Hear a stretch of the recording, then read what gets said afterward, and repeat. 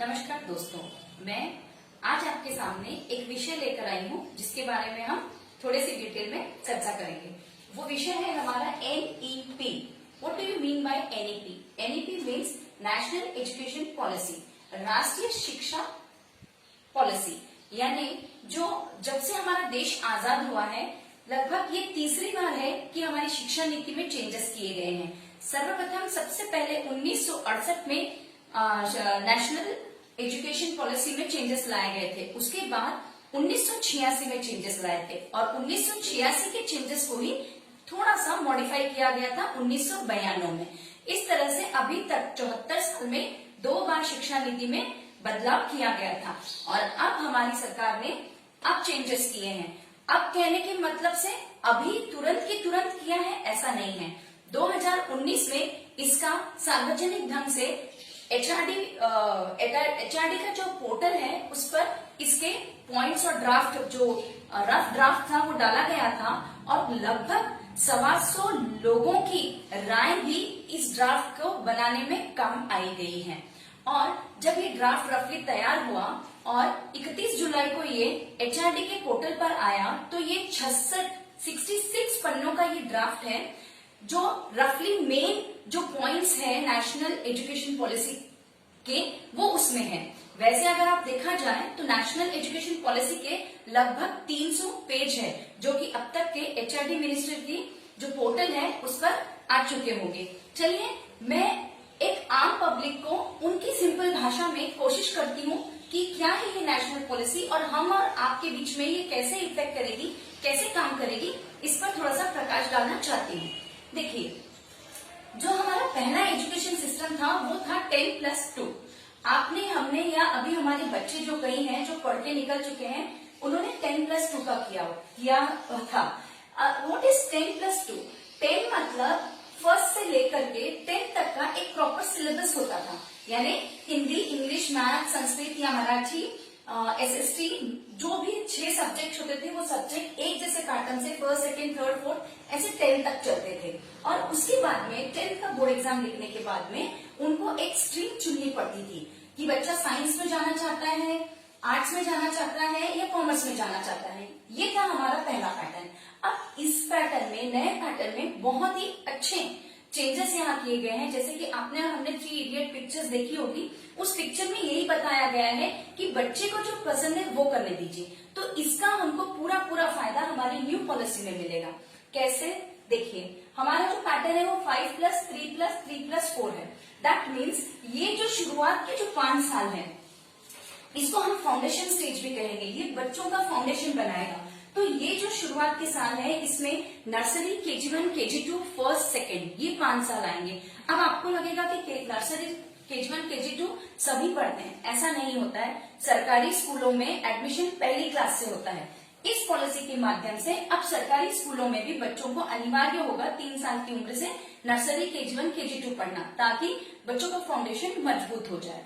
फिर आते हैं, हम चलते हैं प्रिपरेटरी स्कूल की तरफ। प्रिपरेटरी स्टेज जो है उसमें तीसरी से 5वीं तक का बच्चा ये सारे सब्जेक्ट्स को कैरी ऑन करेगा एक पैटर्न से। एक खास बात मैं यहाँ और बताना चाहूंगी कि इन 5 साल में सरकार, केंद्रीय सरकार द्वारा निर्धारित NCERT जो कि एक संस्था बनेगी, उसी के माध्यम से जो सिलेबस दिया जाएगा वो चाहे प्राइवेट स्कूल रहो चाहे गवर्नमेंट स्कूल रहो, उनको ये सिलेबस फॉलो करना पड़ेगा टिल सेकेंड क्लास। देन उसके बाद में आता है हमारा प्रिपरेटरी स्कूल, वो रहेगा 3rd, 4th and 5th class तक का।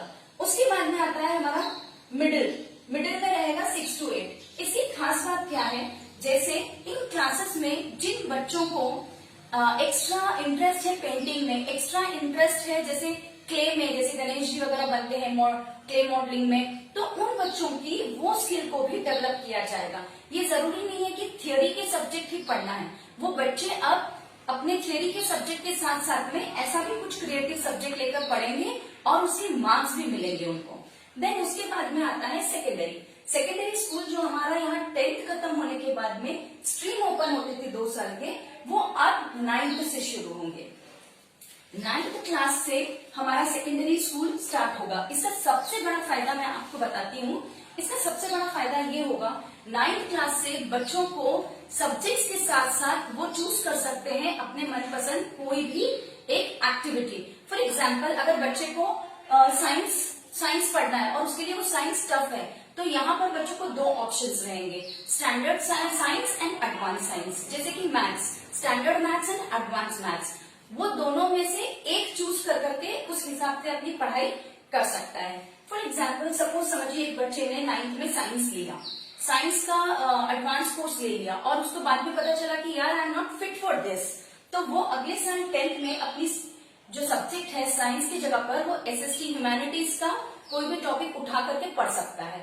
कहने का मतलब, कई बार ऐसा होता है कि बच्चे 10th के बाद साइंस लेते हैं और 1 साल पढ़ने के बाद में उनको पता चलता है this is not my choice, this is not my cup of T, और फिर यहाँ पर 1 साल उनका बहुत मशक्कत से खराब होता है और वो फिर सेकेंड ईयर में ट्रांसफर होते हैं। इस तरह से उनको करियर सिलेक्शन में काफी डिफिकल्टीज का सामना करना पड़ता है। ये चीज अब यहाँ पर नहीं होगी। यहाँ पर 9th से बच्चों को चांस मिलेगा कि वो अपना फ्यूचर खुद अपने आप तलाशे। और सबसे बड़ी बात इस पॉलिसी की ये है कि बच्चे तोता रट्टू जो हम कहते हैं वो नहीं रहेंगे, मगअप नहीं करेंगे। बच्चे चीजें सीखेंगे और उसको इम्प्लीमेंट करेंगे, जैसे कि फॉरेन में होता है, जैसे कि अमेरिका में होता है। आज one of the reason India के सारे स्टूडेंट्स अब्रॉड से सर्टिफिकेट और पढ़ना चाहते हैं वो यही है कि उनकी चॉइस जो होती है वो वहां पर अकॉर्डिंगली वो सब्जेक्ट्स उठा सकते हैं और पढ़ सकते हैं।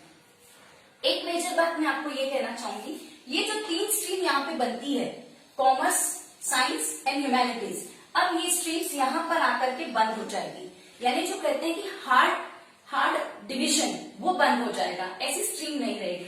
हर कॉलेज में हर सब्जेक्ट पढ़ाया जाएगा। आज हम देखते हैं कॉमर्स की स्पेशलाइज्ड कॉलेज है, साइंस की स्पेशलाइज्ड कॉलेज है, अब ऐसा नहीं होगा।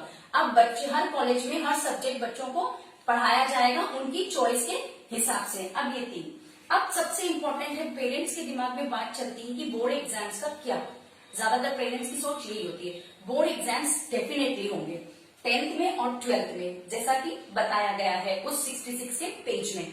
लेकिन बोर्ड एग्जाम की इंपॉर्टेंस कम कर दी जाएगी। उसका रीजन, 9th के बाद में 10th के जो एग्जाम होंगे, 10th के एग्जाम्स का यहाँ पर कोई इंपॉर्टेंस नहीं रहेगा। बच्चा ऑटोमेटिकली 11th में चला जाएगा, उसके जो 10th के मार्क्स हैं वो यहाँ कंसिडर्ड नहीं होंगे। देन दूसरी बात ये है, जो बोर्ड एग्जाम्स रखे जाएंगे उनमें भी 2 चांस मिलेंगे बच्चों को। यानी जैसे अभी मेंस में 2 चांस होते हैं, अभी इस साल से हमने देखा है, तो ठीक उसी तरह से 10th के बोर्ड एग्जाम्स भी आप 2 बार लिख सकते हैं और बेस्ट आप उसमें से चूज कर सकते हो। ठीक उसी तरह 12th का भी रहेगा। 12th के जो बोर्ड एग्जाम्स रहेंगे उसमें भी मार्क्स को इम्पोर्टेंस कम दिया जाएगा। उसका वन ऑफ द रीजन ये है कि 12th के जो मार्क्स आएंगे उसके बेसिस पे आपका एडमिशन नहीं होगा। गवर्नमेंट द्वारा एक कॉमन, केंद्र द्वारा कॉमन एक एप्टीट्यूड टेस्ट रखा जाएगा, उस टेस्ट को आपको पास करना पड़ेगा। उसके बाद शायद दूसरा टेस्ट रखेंगे आपके सब्जेक्ट चॉइस से। जैसे कि आपको अगर ह्यूमैनिटीज में इंटरेस्ट है तो आपको उस स्पेशलाइज्ड सब्जेक्ट का एक टेस्ट निकलेगा, वो करना रहेगा जो कि कॉमन फॉर ऑल रहेगा। और उस टेस्ट, उस एग्जाम के अंतर्गत आपको कॉलेजेस में आपको एडमिशन मिलेगा। यानी कहीं ना कहीं आपका ये 12th के जो एग्जाम्स है, इसके जो मार्क्स है वो कहीं ना कहीं इम्पोर्टेंस कम हो रहा है। चलिए, ये तो अभी तक हमने सीखा कि किस तरह से हमारा 5+3+3+4 वाला पैटर्न रहेगा। अब चलते हैं इसके मीडियम पर। मीडियम इनका यानी किस लैंग्वेज में। इस एनईपी के अंतर्गत सरकार ने यह बताया है कि जो लैंग्वेज ऑफ मोड रहेगा वो 3 रहेगा। 3 यानी कोई भी 2 लैंग्वेज इंडियन होना कंपलसरी है। फॉर एग्जाम्पल, किसी भी स्कूल में अगर आप जैसे तमिलनाडु में अगर फर्स्ट लैंग्वेज तेलुगु है, तमिल है, और सेकेंड लैंग्वेज अगर उनकी फ्रेंच रखते हैं वो, और थर्ड लैंग्वेज फिर वो इंग्लिश नहीं रह सकते, क्योंकि दोनों भी लैंग्वेज क्या है, इंडियन नहीं है। 2 लैंग्वेजेस उनको इंडियन रखनी है। लाइक वो कन्नड़ रख सकते हैं, हिंदी रख सकते हैं, संस्कृत रख सकते हैं। 2 हमारी नेशनल लैंग्वेजेस नेशन में जो बोली जाती है, और तीसरी लैंग्वेज वो फॉरेन की रख सकते हैं। ये कंपल्सरी है। इसके साथ ही साथ मतलब केंद्र की ये जो एनईपी है इसमें ये बताया गया है कि नर्सरी से लेकर जो फाउंडेशन स्टेज है इनकी, नर्सरी से लेकर सेकेंड तक की, उसमें पढ़ाई बच्चों की मदर टंग में ली जाए ताकि वो जल्दी से चीजें ग्रैप्स करें। जैसे कि तमिलनाडु अगर है तो वो तमिल में एज अ मीडियम इसको स्टार्ट कर सकते हैं, महाराष्ट्र है तो मराठी को एज अ मीडियम बना करके कर सकते हैं। लेकिन आपको एक चीज यहाँ बता दूं कि हमारे डेमोक्रेटिक कंट्री में जो स्टेट को पावर्स दिए गए हैं उनके खुद के अपने एजुकेशन के पावर्स होते हैं। तो ये जरूरी नहीं है, ये सिर्फ एनईपी रिकमेंड कर रही है, ये जरूरी नहीं कि स्टेट उसको फॉलो करे। जैसे कि आपको और हमको पता होगा 2019 में जब एनईपी का ड्राफ्ट एचआरडी के पोर्टल पे आया था तो उसमें ये लिखा गया था कि हिंदी एक कंपलसरी सब्जेक्ट होगा। और आपने देखा होगा कि तमिलनाडु और बंगाल में खूब ज्यादा इसका विरोध हुआ था। इसके बाद 2020 में जब ये ड्राफ्ट आया है वहां से वो पॉइंट हटा दिया गया है कि हिंदी एक कंपलसरी लैंग्वेज रहेगी। तो कहने का मतलब ये है कि जैसे आंध्र प्रदेश है, आंध्र प्रदेश में रिसेंटली अभी शिक्षा में अमेंडमेंट किया गया है और वहां compulsory whether it is a private और whether it is a government, वहां पर मीडियम जो है पढ़ाने का वो इंग्लिश ही चुना गया है। यानी ये बात ऐसे भी कह सकते हैं कि ये 3 लैंग्वेज वाला और अपनी मदर टंग में ही बच्चों को पढ़ाए, ये सिर्फ गवर्नमेंट रेकमेंड कर रही है, ये मैंडेटरी नहीं है। देन उसके बाद में आता है सीईई। जैसे कि मैंने आपको पहले भी कहा था कि 12th के मार्क्स का इंपॉर्टेंस कम करने के लिए गवर्नमेंट नेशनल एंट्रेंस एग्जाम ये लेगी और इसके माध्यम से बच्चे, इसके नंबर के माध्यम से बच्चे अपनी स्ट्रीम चूज करेंगे कि उन्हें ह्यूमैनिटीज के साथ क्या लेना है, साइंस के साथ क्या लेना है। हाँ, एक बात और, जो अभी हम मेंस और नेट के एग्जाम्स लिखते हैं उस केस में उनके एग्जाम्स जैसे अभी तय है उसी में हल्के फुल्के मॉडरेशन होकर के वो एग्जाम्स वैसे ही ली जाएगी। उसके बाद में एक चीज इंपॉर्टेंट ये है कि ये जो एंट्रेंस एग्जाम रहेगा, नेशनल एंट्रेंस एग्जाम्स जो रहेंगे ये साल में 2 बार होंगे। जैसे अगर किसी बच्चे को इसमें नंबर कम आए हैं और कोई अच्छी कॉलेज जो वो सोच रहा है उसमें एडमिशन नहीं मिल रहा है तो वो दोबारा उस एग्जाम को लिख के अच्छे नंबर ला करके अपने मनपसंद कॉलेज में वो एडमिशन पा सकता है। ये सबसे बड़ा एडवांटेज है। देन उसके बाद में multi disciplinary university and college, multi disciplinary university and college, ये गवर्नमेंट का लक्ष्य है कि 2040 तक के ये काम हो जाना चाहिए। इसका मतलब क्या है, जैसे कि आईआईटी दिल्ली और आईआईटी खड़गपुर, इसमें ऑलरेडी ये काम शुरू हो चुका है। वहां पर सिर्फ इंजीनियरिंग पढ़ाई जाती थी और अब वहां पर ह्यूमैनिटीज और कॉमर्स का भी सेक्शन शुरू हो चुका है। तो ऐसे जो इंडिया में कई यूनिवर्सिटी, बेस्ट यूनिवर्सिटीज हैं जो सिर्फ इंजीनियरिंग ही कराती है, अब वहां पर दूसरे भी कोर्सेज कराए जाएंगे और 2040 तक का ये लक्ष्य रखा गया है कि आईआईटी के सभी कॉलेजेस में मल्टी कोर्सेज हो। देन है, ये सबसे अच्छा पॉइंट है इस नीति का, मल्टीपल एग्जिट ऑप्शन। जब आप सेकेंडरी कर लेते हैं, सेकेंडरी करने के बाद में हमने कई लोगों ने जब ग्रेजुएशन किया तो ग्रेजुएशन फर्स्ट ईयर करके हमने छोड़ दिया होगा, तो अब हमारी और आपकी पढ़ाई वेस्ट हो जाती थी। कहीं पर भी हम ये नहीं बता सकते थे कि हमने ग्रेजुएशन का, जैसे फॉर एग्जाम्पल मैंने बीए किया है और मैं फर्स्ट ईयर छोड़ दिया मैंने, तो मेरा वो बीए का 1 ईयर वेस्ट है। अब ऐसा नहीं होगा। अब अगर आप बीए करके फर्स्ट ईयर में छोड़ देते हो तो आपको सर्टिफिकेट मिलेगा। देन अगर आपने सेकेंड ईयर किया और छोड़ा तो डिप्लोमा मिलेगा। अगर आपने थर्ड ईयर किया तो आपको ग्रेजुएशन सर्टिफिकेट मिलेगा। और फॉर एग्जाम्पल आपने बीए इन हिस्ट्री ऑनर्स लिया है और आपने कुछ रिसर्च कर ली है उस पर और आपने उसके पब्लिश किए हैं पेपर्स, तो आपको बैचलर्स डिग्री विद रिसर्च का सर्टिफिकेट मिलेगा। कहने का मतलब आपकी 1 साल की पढ़ाई भी जाया नहीं जाएगी। देन उसके बाद में आता है एकेडमिक बैंक ऑफ क्रेडिट। अभी इंजीनियरिंग कॉलेजेस में, सिर्फ इंजीनियरिंग कॉलेजेस में ये पैटर्न चलता है एकेडमिक बैंक ऑफ क्रेडिट। जैसे हमारे बैंक में हम पैसे रखते हैं और हमारा जो क्रेडिट चलता है, ठीक उसी तरह एजुकेशन में भी ये होने वाला है। यानी अब समझिए इंजीनियरिंग के 4 साल बच्चे पढ़ रहे हैं या बीए के मैं 3 साल पढ़ रही हूँ और मैंने फर्स्ट ईयर करा और मेरे पॉइंट्स है 40 और मैंने उस फर्स्ट ईयर में 10 पॉइंट्स गेन किए हैं, तो वो मेरे बैंक में, यानी मेरे जो पोर्टल रहेगा डीजी पोर्टल, उसमें वो 10 पॉइंट्स क्रेडिट के रूप में रहेंगे। जब मैं 2-3 साल बाद अगर मैं चाहूँ कि मुझे वो पढ़ाई करनी है वापस, जब मैं ज्वाइन करूँ तो मुझे वो फर्स्ट ईयर वापस रिपीट करना नहीं पड़ेगा। वो मेरे 10 पॉइंट्स काम आएंगे और सिर्फ मुझे 30 पॉइंट्स बाद के गेट करने रहेंगे। फॉर एग्जाम्पल आपने मैं हूं ना पिक्चर देखा होगा जिसमें शाहरुख खान कई साल बाद में वो पढ़ाई कंप्लीट करने के लिए आता है। जी हाँ, अब ये यहाँ पर बिल्कुल सही होने जा रहा है। उसके बाद में सबसे अच्छी बात यह है, जितनी भी बड़ी बड़ी यूनिवर्सिटीज है उसमें गवर्नमेंट को ग्रांट देना पड़ता है उन यूनिवर्सिटीज को। अब वो धीरे धीरे खत्म हो करके वो लोन बेस्ड हो जाएगा। फॉर एग्जाम्पल, अगर आज हमारा और आपका बच्चा फॉरेन में एमएस करने जाता है, तब क्या होता है, वहां पर कॉलेज खुद लोन देती है बच्चों को, और विदाउट एनी इंटरेस्ट के उनको जब वो डिग्री तभी देती है जब वो लोन रीपे करते हैं। और बच्चे पार्ट टाइम में कहीं ना कहीं जॉब कर करके वो सेविंग करते हैं, आर्टिकलशिप कर करके वो अमाउंट जमा करते हैं, and before they take the degree they have to pay the loan.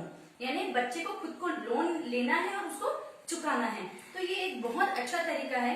इस नीति के माध्यम से कई फॉरेन के कॉलेजेस हमारे यहाँ आएंगे, यूनिवर्सिटी बनाएंगे, क्योंकि अभी देखिए आप इंडिया में बहुत कम इंस्टीट्यूट है फॉरेन के जो यहाँ पर पढ़ाई करवाने के लिए एस्टेब्लिश हुए हैं। रादर हमारे ही बच्चे अमेरिका, लंदन पढ़ने जाते हैं और वहां पर स्टूडेंट्स का रेशियो भी बहुत है। इस नई नीति के माध्यम से हमारे इंडिया में भी वो दिन दूर नहीं रहेंगे जब फॉरेन की यूनिवर्सिटीज यहाँ आएगी और फॉरेन के बच्चे भी हमारे यहाँ पढ़ने आएंगे।